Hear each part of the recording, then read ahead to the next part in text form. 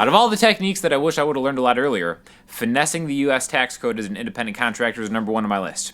After that, it's going to be the guitar technique we're talking about today, which is learning all the notes in a key on one string and then incorporating that into some cool slides, hammer-ons, pull-offs. It's going to sound really good. So, what we're talking about today is going to sound a little bit like this.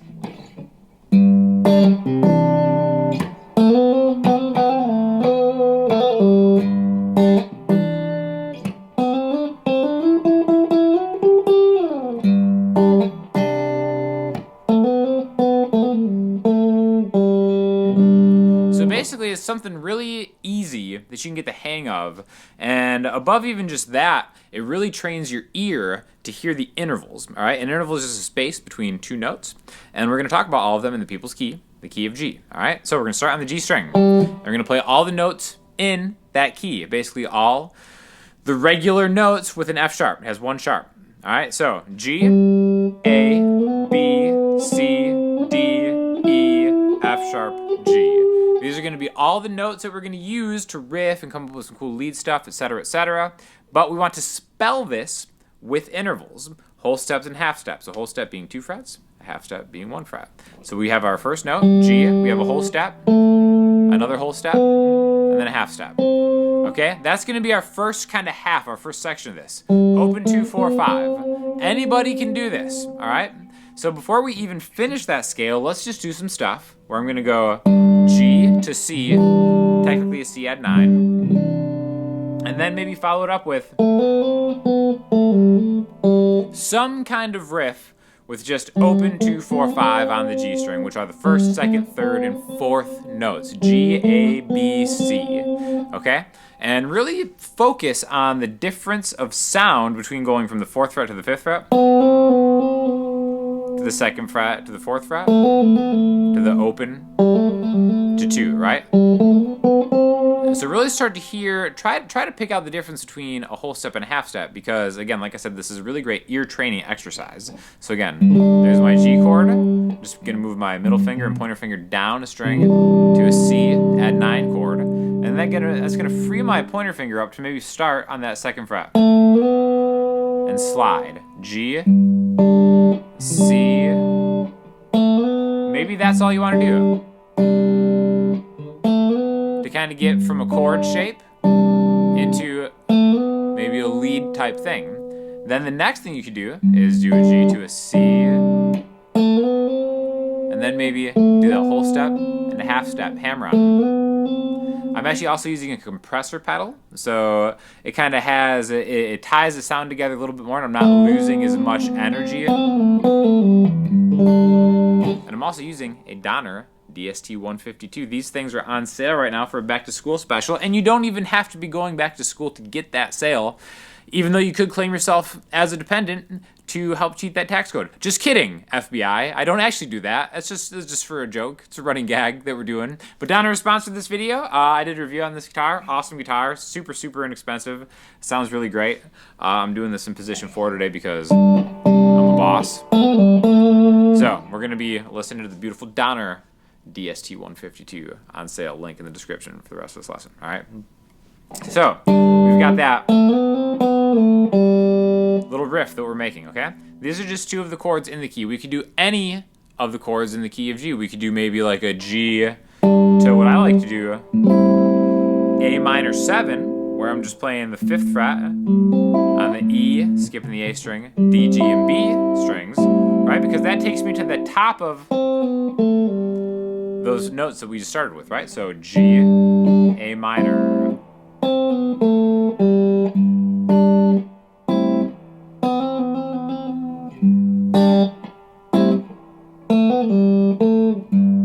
C. Okay, so get familiar with just these notes, back and forth, slide 1 finger back and forth, maybe do hammer on and then a slide, pull offs, and then when you get really comfortable with that, let's continue to complete the scale. So again, the intervallic formula is whole, whole, half, whole, whole, whole, half, but we can just pick it up from where we stopped with the 5th fret. Whole, whole, whole, half.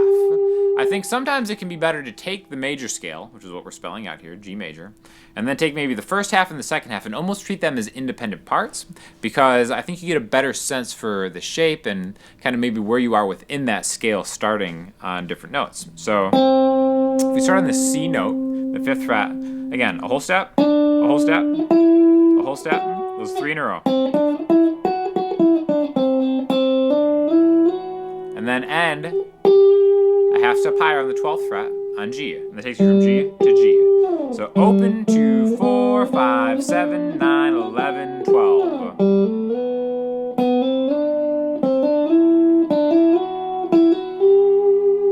And again, sliding through it is something that is really going to improve your ears. It definitely helped for me.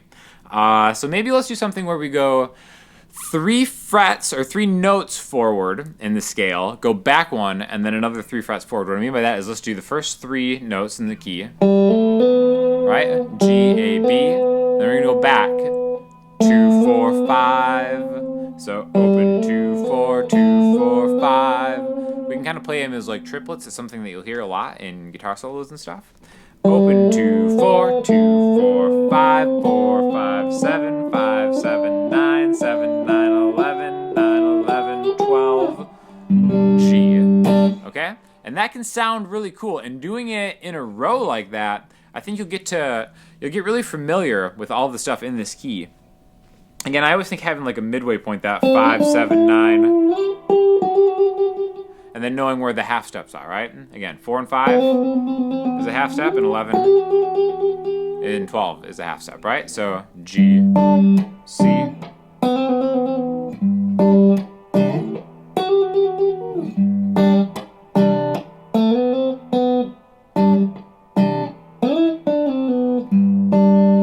See, I'm kind of skipping through that, but I'm always going through that note, and it sounds like I'm doing like a lot of different things. It's like, wow, that guy really knows what's happening right there. But really, I'm just sliding through this interval formula of the major scale, and then maybe starting in a different spot, kind of going back through it, sliding forward. I really like the sound of that hammer on slide. And again, like I said, a compressor pedal will help you maintain a lot of the energy of hammer-ons, pull-offs, slides, and stuff without having to strike it. Okay, so let's continue kind of doing it, but let's do it with less open shapes. Let's go a little higher up the neck. Maybe let's do like a 2, 3, 4 in the key of G. So no open chords here. We've just got that A minor chord, a B minor 7 chord, just the 5th fret to the 7th fret, and then we'll go to a C major 7 chord, okay? And I want you to really just focus on that G string with all of these chords. Again, here 5, skip the A string, 5, 5, 5, 7, B, skip the A string, 7, 7, 7, 8, there's a C on the low E string, skip the A string again, 9, 9, 8. Now again, if we just played that G string for all of these, we'd get a, right, which are the notes that we already played in that scale. So all these notes are part of the chords anyway, which is why it's going to sound good when we launch off A,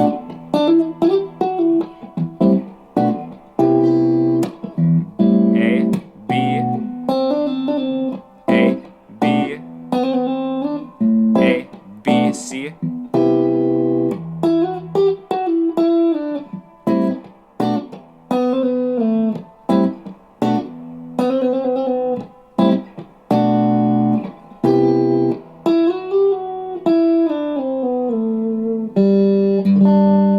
Again, there's like a lot of different things that you can do, all right?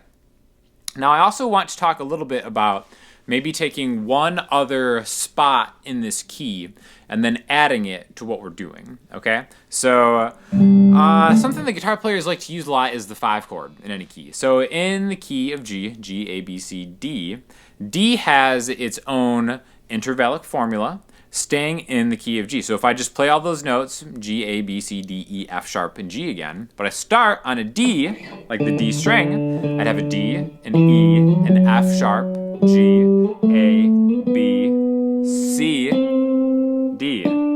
So it looks almost identical, and in fact you can actually do double stops through the whole thing, which I just uploaded a companion lesson on this to my Patreon, so definitely check out my Patreon if you guys are interested, because I have like tons and tons of lessons, well over 100 lessons now actually, that are ordered in sequence. So the hard thing about making videos on YouTube is hard to tell where everybody is. So again, tons of lessons, tons of song lessons over on the Patreon I will link you to. And again, a similar lesson to this, but just about double stops. But you can also, make your own double stops just by knowing where these notes are on the D string, okay? So it's the exact same thing, except we have a flat 7, okay? So what I mean by that is if I play the G string notes that we already did, open, 2, 4, 5, 7, 9, 11, 12. If we were to count those as notes in the major scale, 1, 2, 3, 4, 5, 6, 7, 8, there's that 7th. If we were to flatten it, it'd be the 10th fret instead of the 11th fret. That just happens to be the exact same notes in this key if we start on a G. So we could play that same chord or that same scale, all the notes in G major starting on D, open, 2, 4, 5, 7, 9, 10, 12, okay? Otherwise known as the Mixolydian mode. Again, if the modes are troubling you, don't even think of it that way. Just think of these as notes in the key of G. Same thing. And then G. So one cool thing you can do is maybe go forward, starting on the G string, and then backwards.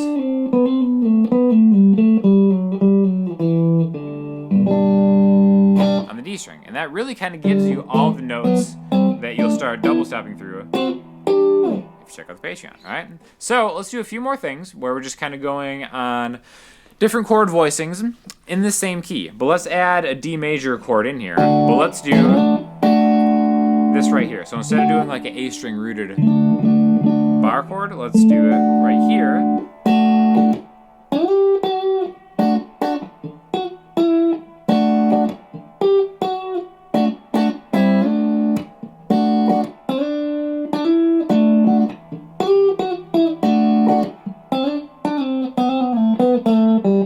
That's just kind of vamping on a D major chord in this key, right?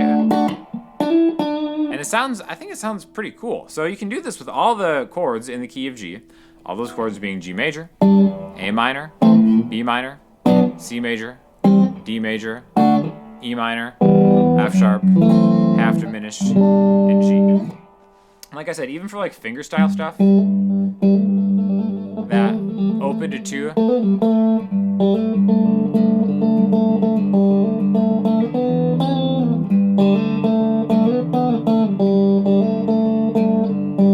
there's a lot of utility for this in pretty much any kind of style, any kind of genre that you're ever working with, but it all comes from sliding through. You can continue on thinking of the 12th fret as just like the open string, right? Open, 2, 4, 5. Open, 2, 4, 5. So maybe start way up here.